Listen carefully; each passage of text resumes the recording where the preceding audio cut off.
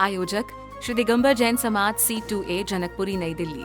संरक्षक doctor SK Jain, सेठ धर्मचंद जैन, प्रधान राजेश जैन, उप प्रधान भीम सिंह जैन, सचिव राजेंद्र जैन, सह सचिव मनीष जैन, कोषाध्यक्ष अतुल जैन, भंडारी संदीप जैन, संयोजक सचिन जैन, पुनीत जैन, सुनील जैन, सदस्यगण पंकज जैन, सुभाष जैन, कुणाल जैन, अजय जैन, मितेश जैन, नवीन जैन।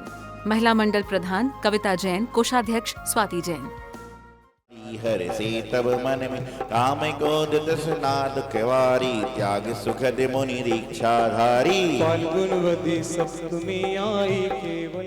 बालोगे आचार्य श्री 61 सौभाग्य सागर जी गुरुदेव साक्षात विराजमान, जिनके पावन चरणों में मन से, वचन से, काय से बड़ी भक्ति भावपूर्वक जला दी अर्घम नरपामिति स्वाहा। गणपति तकी कर विनती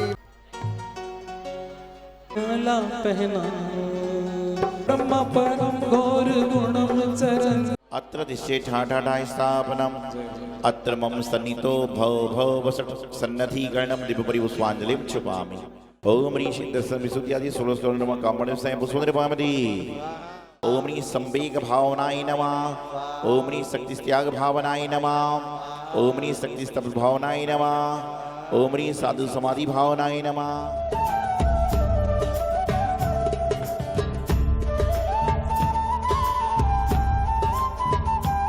ओम मार्ग प्रभाव नमः। ओम प्रचुर वत्सले नमः। अर्घं नृपामि स्वाहा।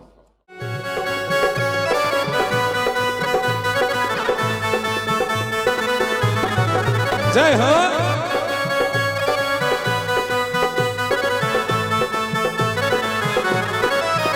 तूने कितना को है तारा ये जानता ज़माना।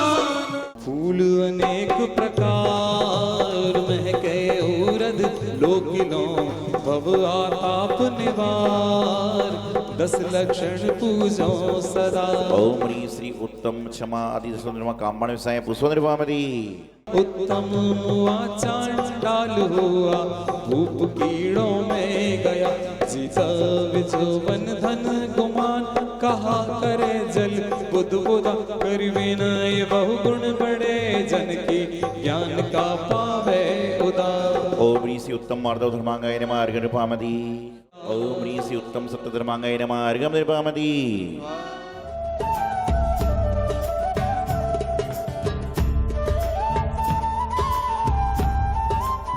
गंध मिटाने को प्रभुवर यह पुष्प सुगंधी लाया। तेरे चरणों में अर्पित कर तुम साईयों ने आया हो। अर्ज मेरी भव सागर पार लगा देना। छुटकारा नाद दिला दे। ओम ह्रीं श्री चंद्रपुर जिनाय नमः। कामण स्वयं पुष्पनिर्वामति। सुवर्ग वन में जाए विराज केशिलांच जिनकी वर्षाए दहरे के श्री चंद्र प्रभु को अर्घ चढ़ाने बनाए। ओम ह्रीं श्री कौन सा नंबर है? पोस्ट पे कृष्ण एकादश तो चंद्रपुर जिनाय नमः। अर्घं नृपामि।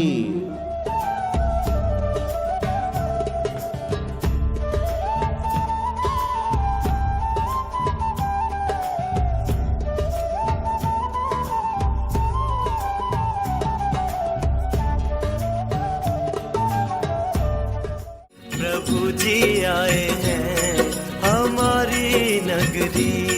भावों की चूड़न तोड़ आए सखी। भावों की चूड़न तोड़ आए सखी। प्रभु जी आए हैं हमारी नगरी।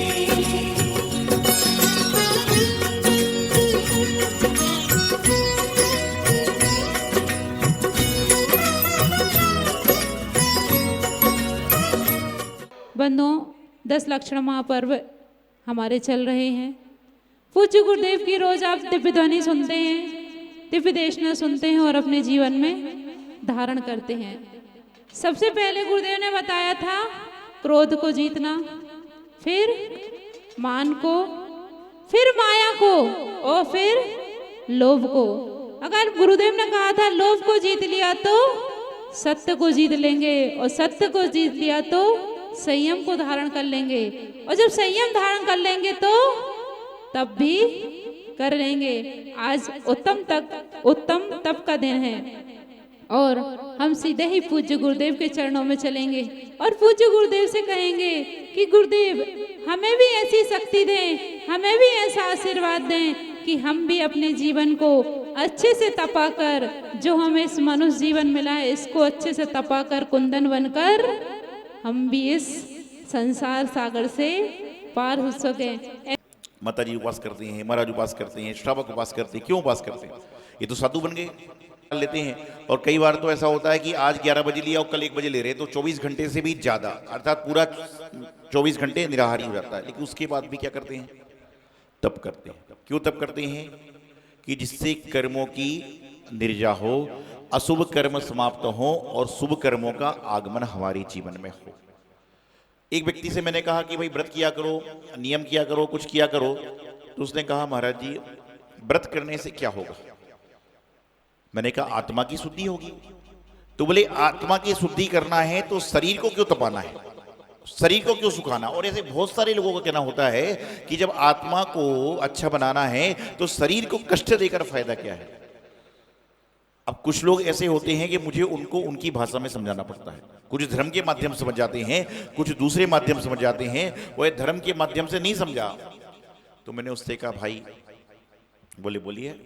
मैंने उससे कहा भाई एक बात बताओ कि घर में जब दूध आता है, घर में जब दूध आता है और दूध को गर्म किया जाता है तो किसमें रख के गर्म किया जाता है? तपेली में। तो पहले तपेली गर्म होती है कि दूध गर्म होता है? पहले तपेली गर्म होगी, अर्थात पहले बर्तन गर्म होगा, उसके बाद जाकर दूध गर्म होगा, नहीं तो दूध खराब हो जाएगा। उसी प्रकार से आत्मा को तपाना है तो पहले आपको अपने शरीर को तपाना पड़ेगा। जब आपका शरीर तप जाएगा तो आपकी आत्मा अपने आप तप जाएगी। इस दुनिया में तपे बिना किसी को कुछ नहीं मिलता, क्योंकि अपने भजन में सुना भी है, सूरज तपे तपे रे माटी, दीपक जले जले रे बाती, तुझको तपना होगा मोहे, तब ही तो माटी को कुंदन बनाए। कहते हैं तब ही तो माटी को कुंदन बनाए और गगरी को सागर बनाए। कि मिट्टी होती है, मिट्टी देखिए आपने, मिट्टी देखिए, मिट्टी जो खेत में होती है उस मिट्टी को घर पे लाते हो क्या आप? नहीं लाते हो। लेकिन उस मिट्टी को कुम्हार यदि लाता है, चाक पहले तो उसको गीले से पैरों से रोदता है, फिर चाक पे चलाता है और चलाने के बाद में उसको तपाता है, और तपाने के बाद जब बाजार में घड़ा बनकर आता है तो आप जब खरीदने जाते हो तो कैसे चेक करते हो? टक टक करते हो नहीं करते हो? पहले आप उसको बहुत अच्छी तरह चेक करते हो, और चेक करने के बाद घर में यदि सुरक्षित आ गया तो वह शीतल जल के काम में आता है। तो मिट्टी क्या हुई? पहले रोदी गई, फिर चलाई गई, फिर तपाई गई, फिर ठोकी गई, फिर बजाई गई, और उसके बाद में जाकर वह पानी पीने के योग्य बनी। तो क्या है, बिना तपे जीवन में कुछ भी नहीं मिलता। लेकिन तप भी कई तरह के होते हैं। एक सुतप होता है और एक कुतप होता है।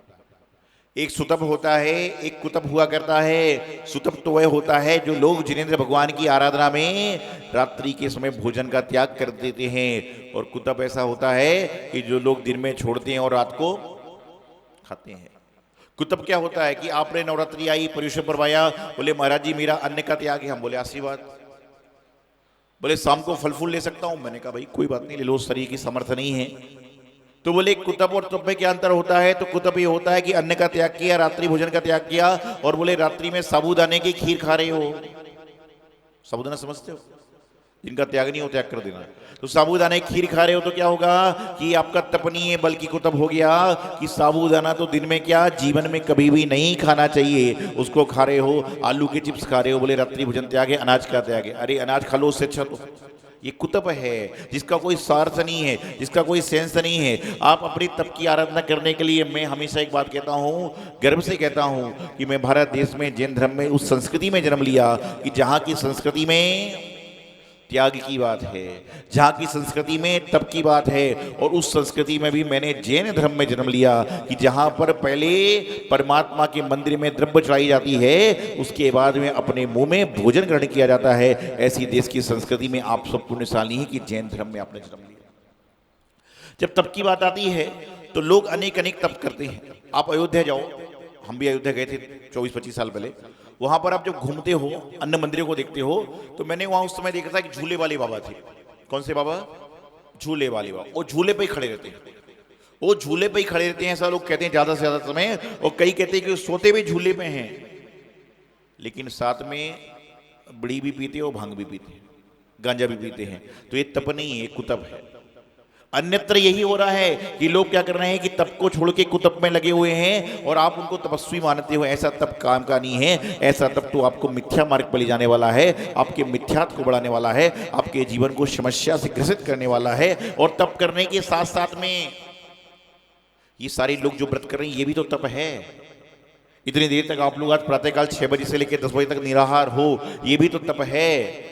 लेकिन ये कुतप इसलिए नहीं है क्योंकि आपने तप किया और जैन भगवान का अभिषेक किया, पूजन की, अन्न सारी करी, इसलिए आपका तप की श्रेणी में आ गया। और कई लोग क्या करते हैं, निराहार तो हैं, भूखे तो हैं, लेकिन वो तप के कारण नहीं है, बस वो तो अपने काम में लगे इसलिए भूखे हैं। कई बार होता है ना कि जब आप घर पे बैठे रहते हो, पत्नी चाय का प्याला लाके रख देती है और आप काम में लगे तो क्या होता है, चाय ठंडी हो गई। तो चाय का त्याग हुआ, लेकिन तप नहीं है।